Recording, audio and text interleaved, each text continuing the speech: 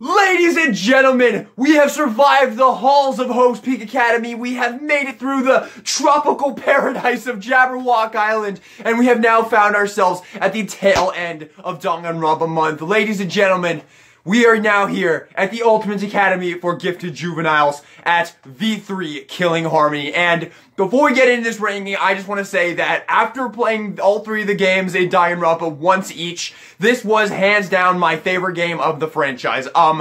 I genuinely loved this game. From 90% of this game, I absolutely loved. This game was like a never-ending high for me. It was so amazing, and every single trial, and every single case, and every single Blacken, and every single victim, everything hit me just as hard as the last thing. Like this game really was absolutely phenomenal for me up until the very end, and this is probably the reason why Danganronpa, why I am now officially obsessed with this franchise, because 1 and 2 were phenomenal and I loved the shit out of them, but this one really blew me away, man. This one was so incredible because, man, this game was so fucking hard, dude. This game took me fucking forever to beat. This game took me weeks, maybe even months to beat. It was so difficult because all the Blackens, I'll tell you right now, all the Blackens in this game, they won. Every single one of the Blackens in this game won for me because I lost every single trial. I got a game over once every single trial, at least once, and I think there was even one where I got 2 game overs. This game was so fucking hard for me, and I loved every second of it. This game did not frustrate me once until the very end, but we'll talk about that. We're saving that all the way until the very end. She is dead last. But we are gonna discuss it. But for the most part, I thought this game was a fucking masterpiece. But without further ado, ladies and gentlemen, it is time to get into the meat and potatoes of the video. And it is time to rank every single character from Danganronpa V3. And another reason why I love this game so much is, for me, there is not one weak link in this entire game. All 15 of the characters in this game I absolutely loved. I thought every single character in this game was cool or interesting or likable or mysterious or a combination of those things. Like, I absolutely loved every single character in this game. There was not one character in this game that I had no opinion of, that I did not like, that I did not want to see live. I loved every single one of them. They all had redeeming qualities. They all had their negative qualities and their positive qualities, and every single one of them was phenomenal in my opinion. But let's get into this. This is going to be a ton of fun. I cannot wait. I love V3 so very much. So let's get into this. This is my ranking of every single character from Danganronpa V3 Killing Harmony. Let's do this. Alrighty. Kaide Akamatsu, the ultimate pianist and our fake-out protagonist of this game. Now, I was super, super happy with the fact that they were going to give us a girl protagonist in this game when I first started, and I realized that we were going to be playing as a girl for the first time. I was like, well, this is a fun change-up. I like this, and I really liked Kaide as a character. I thought she was incredibly nice and sweet. I liked the relationship she instantly built with Shuichi and all the other characters. She just seemed like a very nice person overall. The whole ultimate pianist thing was really cool as well. You know, the whole thing with that song, I forget, it's not Flo de Walzer, that's the Execution song, but you know, she really was a great character. Like, I really did love her. I thought her design was great. I love her little music note things in her hair. That was really great. She's just a really good character. She got a great design, a great personality, and her trial was honestly like the first trial of V3, man. It set the stage for me because that took me forever. That might have been one of the ones I got 2 game overs on because I could not figure it out. I never in a million years suspected that it was fucking Kyde. I'm pretty sure I had to go through like 90% of the characters before I finally figured it out. And yeah, it's just such an incredible plot twist in the first trial, how you're built up to get Kyde as your protagonist, and you're all ready to finally have a girl protagonist, and you're already falling in love with the character, you're already getting really invested in her, and then this fucking trial comes, and it's an absolute disaster, and every second of it was so perfectly handled, and I loved it so much. Like, Kyde was such an awesome character, and she has an amazing execution as well. That's another thing that V3 is one of my favorite. That's another reason why V3 is my favorite game, is because I think this game probably has the best executions. I don't think any of them quite top Leon's execution from Danganronpa 1, but I want to save that for a different video because I have plans. Yeah, but I really do love the executions of V3. 99% of them I think are amazing. Kaide is definitely one of my absolute favorites as well. And I just love her. I love the character overall, and you're gonna hear me say that a lot throughout this video, but Kaide's gonna get an A. Do I want to give her an A+ or an A-? I don't know. I think, well, so there's the whole thing with Kaide, you know, she goes after the mastermind and she accidentally kills Rantaro. We'll get to that, but, you know, she accidentally kills Rantaro and that's why she gets, that's why she's the Blackened, gets executed. So, I mean, there's aspects of her that are definitely negative qualities, but overall I think she's a really good character and I really did like her a lot. So, Kaide, I'm gonna give her an A tier. Solid A tier. I think she was a really good character.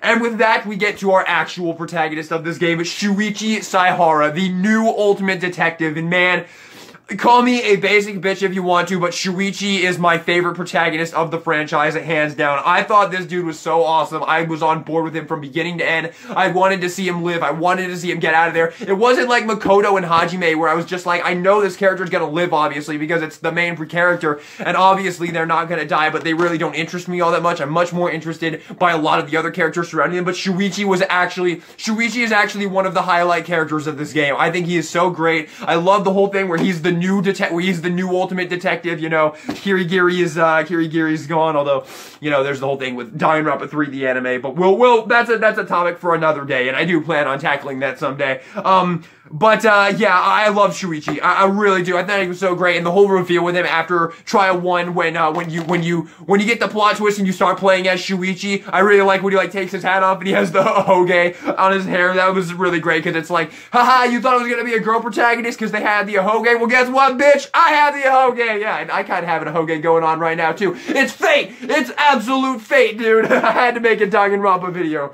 But yeah, dude, Shuichi's amazing. Like, I love this character so much. I love his design. I love his personality. I love the fact that he's a genuinely interesting and likable protagonist that I was fully on board with from beginning to end. I love the character overall. Shuichi gets an S tier. Easily. I freaking love the dude, man. Alrighty, now from here on out, I kind of just randomized the rest of these characters because I didn't want to just do all of the, like, big characters in a row, so I kind of just randomized them, so let's just go into it. Alright, next up is Tanko Shabashira, the ultimate Aikido master. I really liked Tanko. She is probably one of my lesser favorite characters. Like I said, I love every character in this game, but she is probably one of my lesser favorites because there is the whole thing with her being a huge feminist, and I don't really have an issue with that. Hey, I'm not against feminism at all. One of my favorite movies of all time is Birds of Prey and the Fantabulous Emancipation of One Harley Quinn. So, I'm not 100% against feminists, but, you know, she was kind of over the top with it, I feel like. Like, she never even really gave any good reasons why she was so anti-men and whatnot, but I like her design. I like her personality. I love the relationship she builds with Hiniko. She has a pretty great death. We'll get to that in just a second here. Don't you worry. But she has a pretty great death for a multitude of reasons. Yeah, I like Tanko a lot. I think she's a good character. I'll go ahead and give Tanko a B+. I really do like her as a character a lot. She's another just fantastic character in this game for me. Alrighty.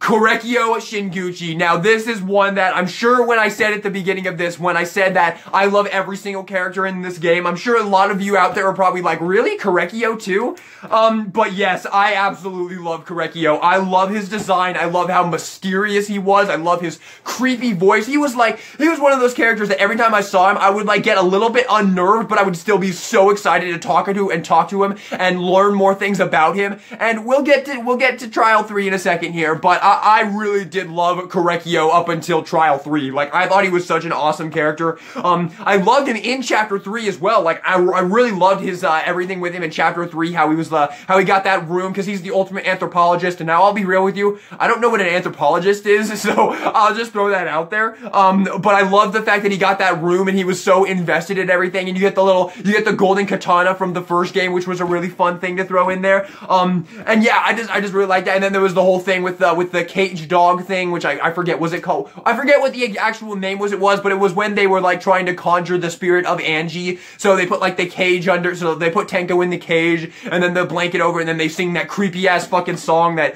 genuinely creeped me out a little bit. So yeah, I really do like Korekyo as a character, and he's got such an awesome design too, I love him, but we have to address the elephant in the room. Trial 3, it makes it very hard to say you like Korekyo when he's a fucking that. Like, I don't even want to get into it because it genuinely makes me so uncomfortable to even think about.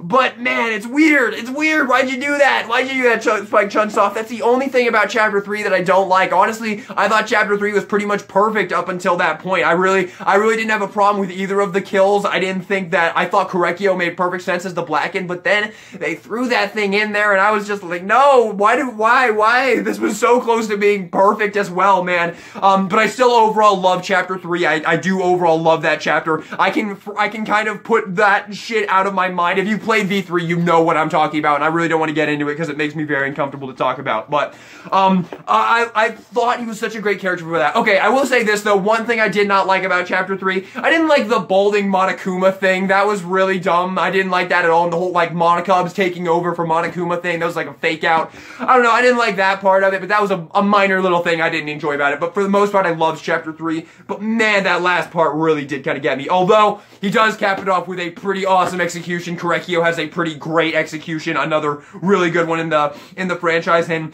yeah, I like him as a character so much, and I can kind of put that last little thing out of my head just to realize that he was such a mysterious and such a cool character overall with such a cool design. So yeah. Alrighty, Rantaro Amami, the ultimate survivor. Now, we don't get a ton of time with Rantaro. He is the first one to die. Although I will say that I think he's a very mysterious character, and I was very much looking forward to finding out more about him when they kind of they keep throwing in that they never really learned his ultimate talent until like the very end, and then you finally find that little room and you find out that he was the ultimate survivor. And then there's that weird like tumbler thing right there that I thought was really cool, like the two giant safe tumblers right there that you had to kind of like it was like the year of the dog and whatnot, all that shit. I thought it was really, really cool. He was a very mysterious and cool character. And then the whole reveal that he was from the previous Killing game, the 52nd Killing game. So I thought he was a cool character. I like his design. He looks very, very cool. A lot of things about Rantaro I do like, but I mean, we just don't get that much time with him, so he's not one of my favorite characters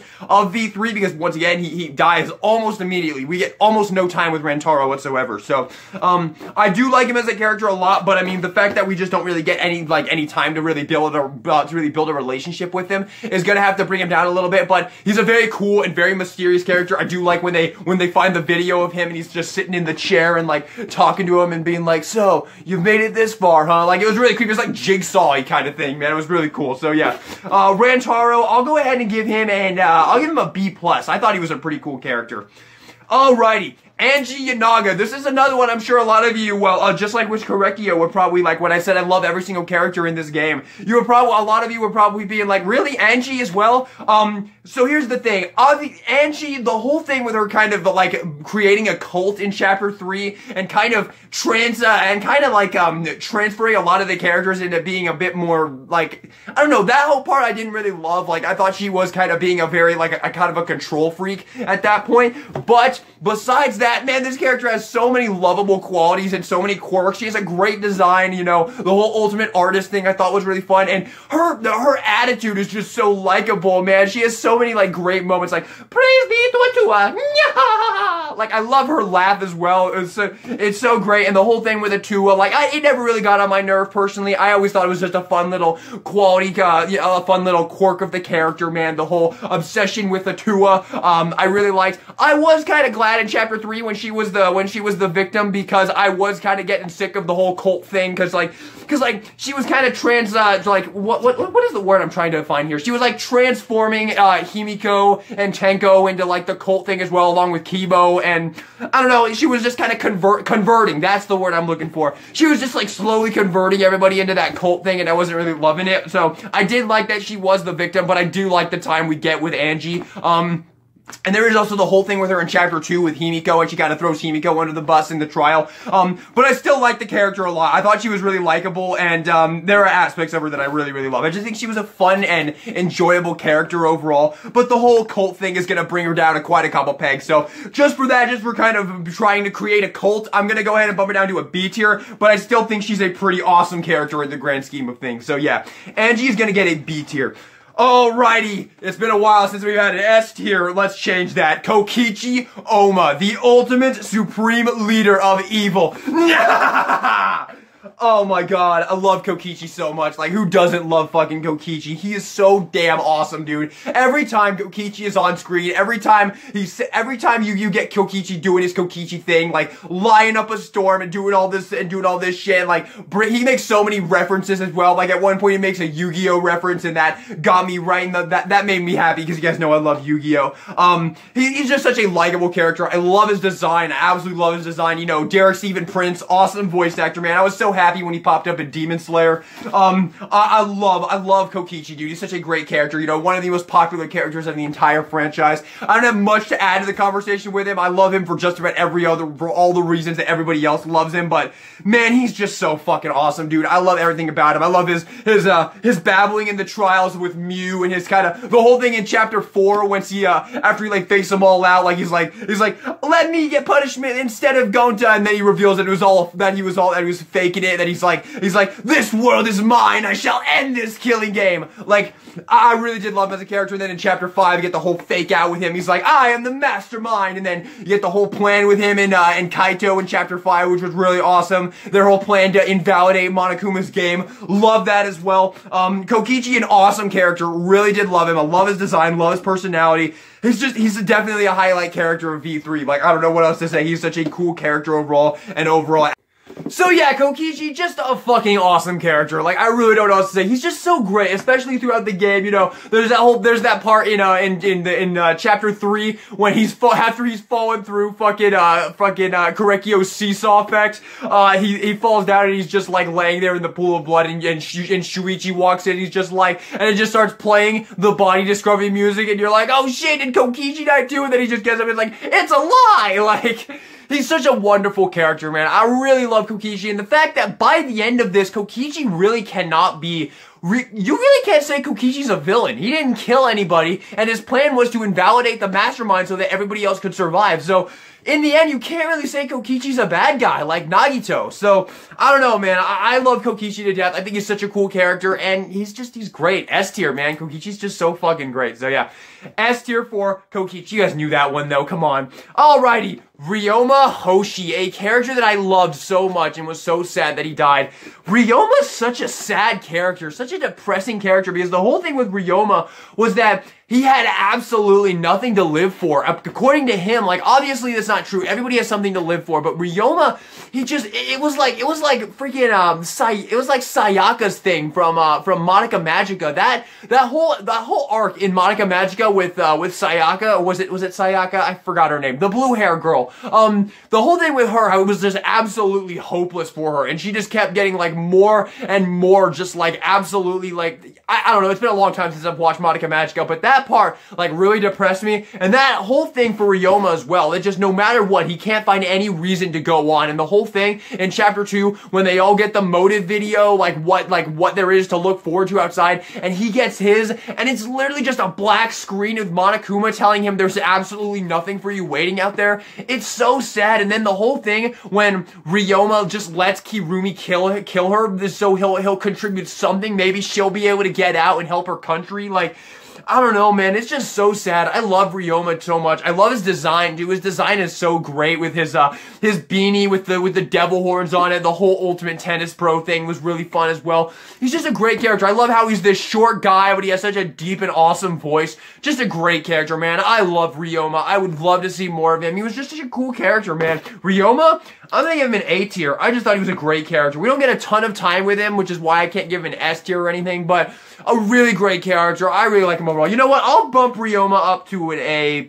No, let's stick with an A. A is good for Ryoma. I like that. So yeah, great character. I love Ryoma. Alrighty. Kaito Momota, Luminary of the Stars, the ultimate astronaut. I absolutely love Kaito. It took a little bit for me to really start loving him, but by when he started like getting really in with Maki, like him and Maki really started to become like friends and whatnot, that was when I really started liking him. The whole thing where he would like constantly get Shuichi and Maki to come out and like train with him on like every other night. That was really great. I love his relationship with Maki so much, how he turns Maki from this like cold, like, just cold, soulless killer into this really awesome and likable character. I absolutely love Kaito, and he has one of the best executions in the entire freaking franchise. Oh my god, I love this execution so much. The whole twist on the Jin Kirigiri execution from Trigger Happy Havoc, but the fact that he died in space, that he actually, like, Monokuma, like, obviously Monokuma executes him, and then he died in space before the execution could kill him.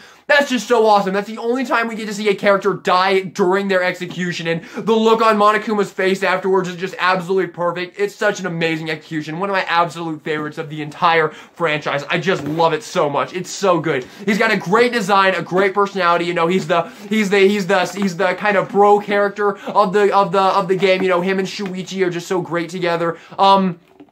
I absolutely love Kaito, man. He's such a great character. Love him to death. Love his design. Love his relationship with all the characters. So great. And obviously, Chapter 5 just kicks so much ass. His whole plan with Kokichi to invalidate Monokuma's plan. Absolutely awesome. I absolutely love it. Kaito gets an S tier. 100%. He's just such an awesome character.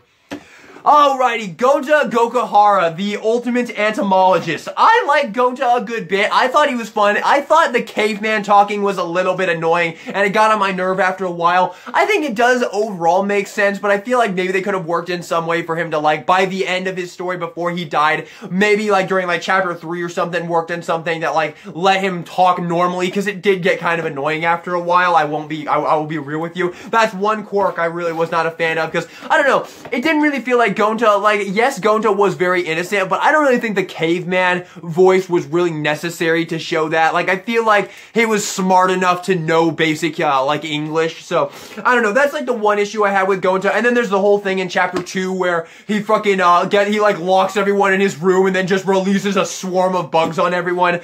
Yeah, that part I didn't really love as well, although that was kind of Kokichi's doing, so, a good character, I do like him, but not my favorite, not a character I love nearly as much as a lot of people seem to, so, I'll go ahead and hit Gonta with a B tier. I think he's a good character, but probably one of my lesser favorites of V3 personally. I still like him a lot though. Like I said, there's no weak link in this game for me.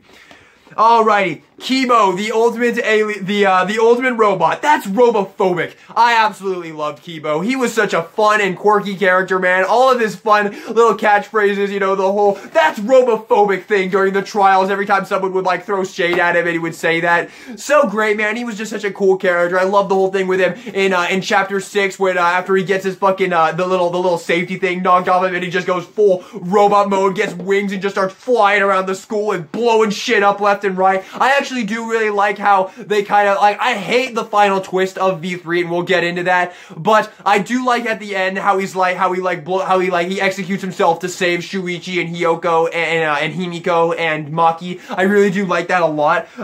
So yeah, he's a really great character. I love his design. His interactions between him and Kokichi are also pretty darn great. I love him overall. Kimo, K1BO, I love him, man. I'm gonna give Kimo an S tier. I think he's such a great character, and overall he was just so great. I will say though, I hate in Chapter 6 that fucking hope and despair nonsense in Chapter 6 when the audience is, like, fighting and he's, like, in there, like, he's embodied the audience and Shuichi has to, like, fight him and he's just flying around that fucking thing and it's just like hope, despair, hope. I hated that shit, dude. Hated that. That was so damn obnoxious. It took me like 15 tries to get that shit. So yeah.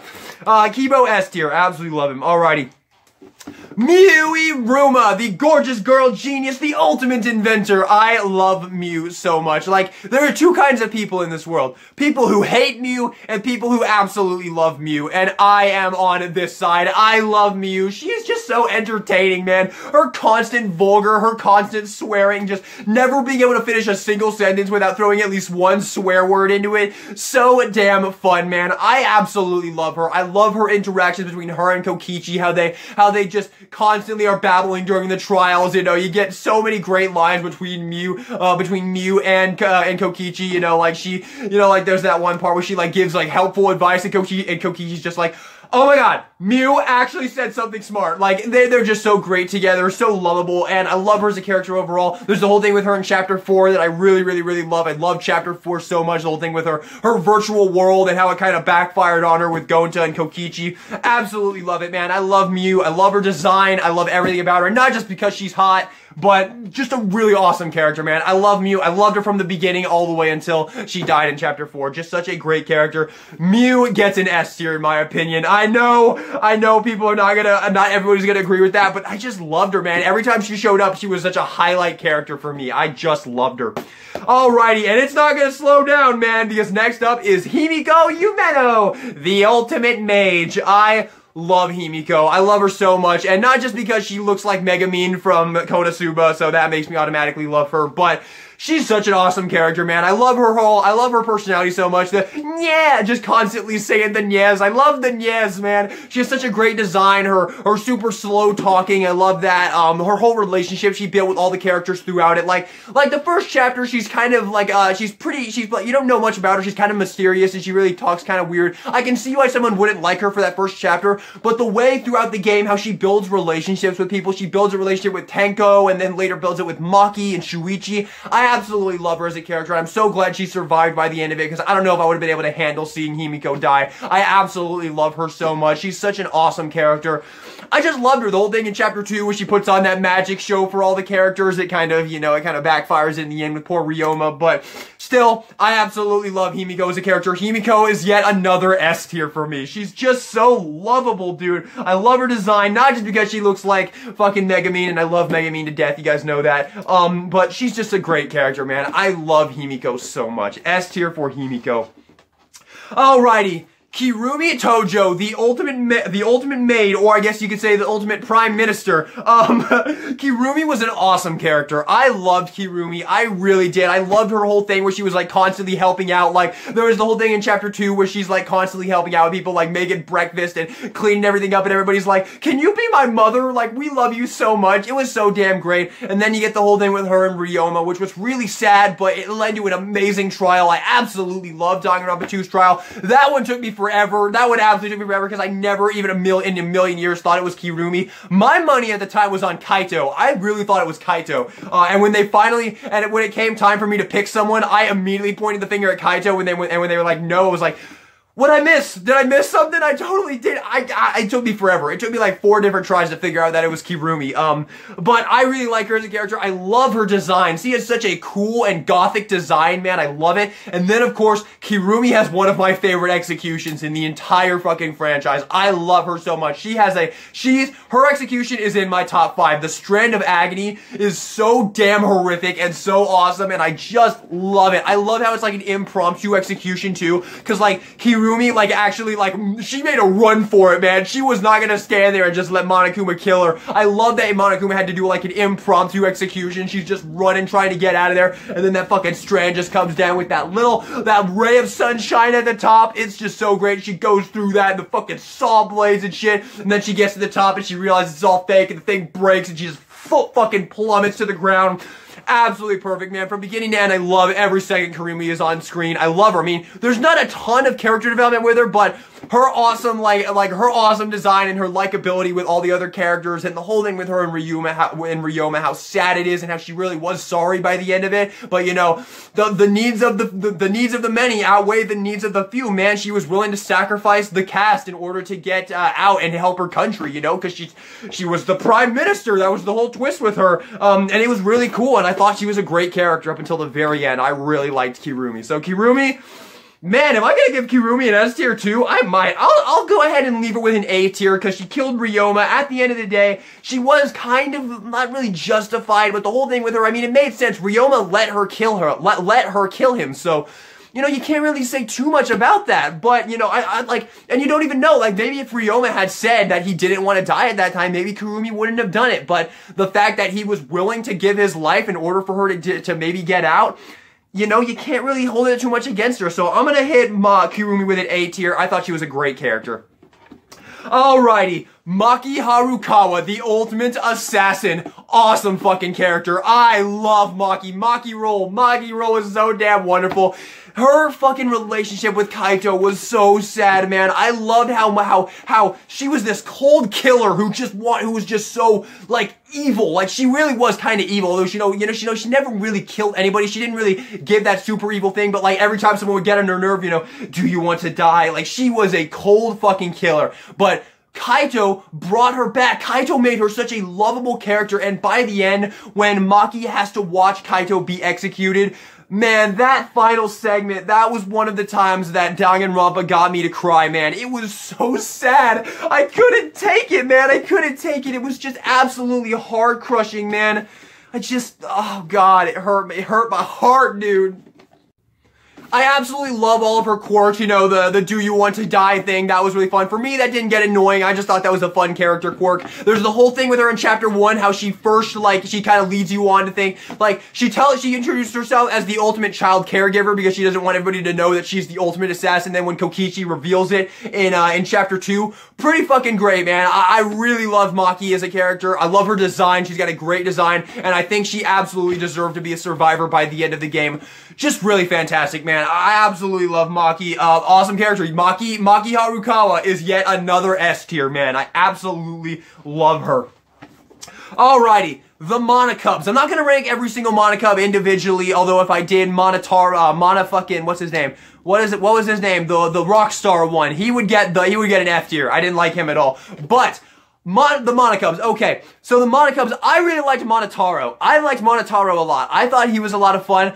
The other ones I didn't love all that much. Monothani and Monosuke, I didn't like them at all, and then I obviously really did not like the guitar one at all, the rock guy. But I really did like Monotaro, and I did like in chapter 4 when he was kind of like, it was kind of like Monotaro was gonna like help them out, but it was kind of, you know, it didn't last long. It didn't last very long at all, the whole thing with Monotaro wanting to help out the cast. But for the short time it was there, I did enjoy it because I liked him the most by far. And just like Mana and just like Monami, I love the Monocubs theme song. I think it is so catchy and so awesome. I absolutely love it. It's just so good. I fucking love that keyboard, man. That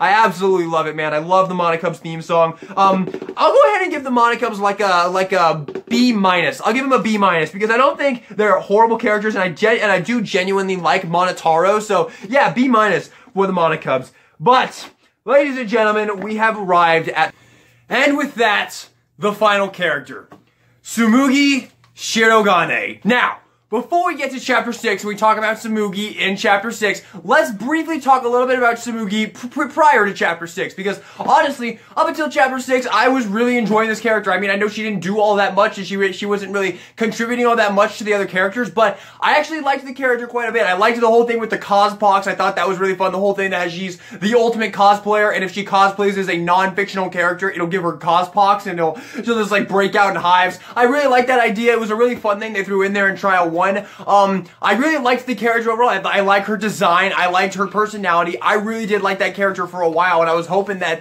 maybe she would make it to the end, because I just felt like she was like, I don't know, she was kind of like Akane if Akane was actually likable, like sorta, kinda, because she really did not contribute much to the plot in the end, but overall I did like that character.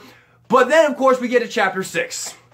Now, I fucking hate the ending of Danganronpa V3. I hate it. It sucks, dude. The whole reveal that it was all fiction, they're fiction, the characters are fiction, it sucks. There are things I do like about it. I do like the whole thing where Sumugi is like constantly changing into other characters from the franchise, like during the trial, you know, she's like, you know, like she has like the closed circle like circling around her, and she'll just go like push, push, push, and she'll be like Kazuichi Soda or something like that. It was a really fun thing, and you know, being a huge Danganronpa fan, seeing all my favorite characters just popping up, like every time, you know, you saw Junko or Toko or some character that you really love, or Kyoko, you'd be like, oh yes, I get to see that character again. And Chiaki, it was a really fun touch of it. And I do like, there are things about that final trial that I do think might have been good in a certain way, but the way they did it was not the correct way in my opinion. The whole thing with portraying the audience as the mastermind,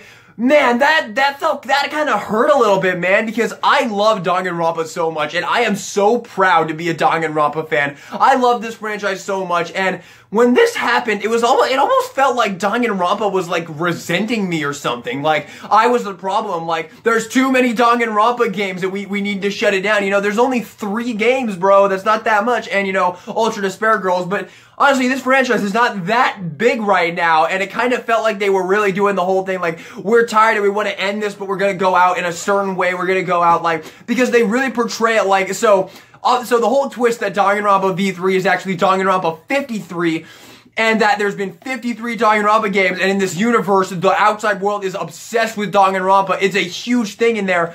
It's kind of funny, you know, there is also, I do also really like all the fourth wall breaking they do with, like, you know, Monokuma, like, ain't that right, you guys? You love it, don't you? And Samugi's like, the world loves Danganronpa! And also, the whole reveal that all the characters' backstories are fictional as well, that they were just written in there, man, that really makes it hard to love these characters as much as I did. I love all of these characters so much, but then they give you that, and then they show you, like, the videotapes of them, like, wanting to be in the game, and it's like, wow, Shuichi and Kyde were psychos, and Kaito as well. They were fucking psychopaths before they came in here. They wanted to be in this game so bad, and they were like, oh, well, I'll kill everybody, and I'll even come with an awesome execution for myself. Yeah, put me in there. I don't know, man, there were things about Chapter 6 that really bugged me overall, but I think construed in a proper way, and maybe if you took a few things out, that ending could work. But the thing is, like, Danganronpa has, like, the trifecta of really cliche plot twists, you know, like those really huge plot twists that is always just so, like, as soon when they come, you're just like, oh, really, that again? Like, I've seen this so many times, you know, like in the first game, we had the apocalypse twist. In the second game, we have the it was all in a game twist. But this game, it's all fiction twist. I don't know, man. It doesn't sit right with me personally. It doesn't. And I had to kind of warm up to the ending of Danganronpa 2 as well, and I still don't fully love that one as well. Honestly, the only Danganronpa ending I really love is the Trigger Happy ending. I love everything about the Trigger Happy ending, the Trigger Happy Havoc ending. But Danganronpa 2, that one is a little shoddy for me, and this one, I gotta be honest, man, I just don't like it. I really just don't like it. It's just, I don't know, I feel like there was but thinking about it in my head, I can't really think of a better way to end this game. This whole game was about truth versus lies. That was the whole thing with Danganronpa V3, because, you know, you had Kokichi, and he was basically like the ultimate liar, basically. And then you had everybody else, like the whole thing with truth against lies. That's like the theme of Danganronpa V3. And then there's the whole like mass debate thing, and the whole thing in the trials where you could lie to progress the trial forward and get different outcomes. So yeah, the whole point of the game was truth versus lies.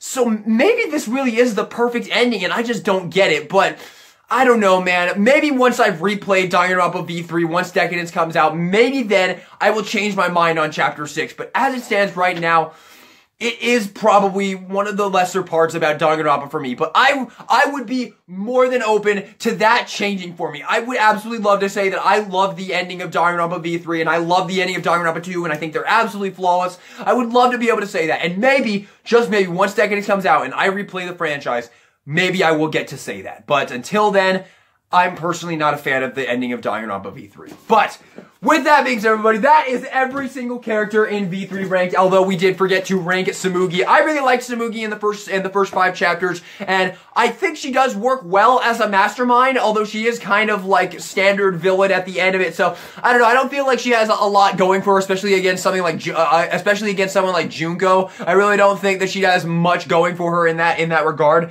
But I did like her as a character a lot. I'll go ahead and give Sumugi I'll go ahead with a B+. I like Sumugi a lot. I like her design. I like the whole thing with the cost box. I thought it was really fun. A really fun little character quality.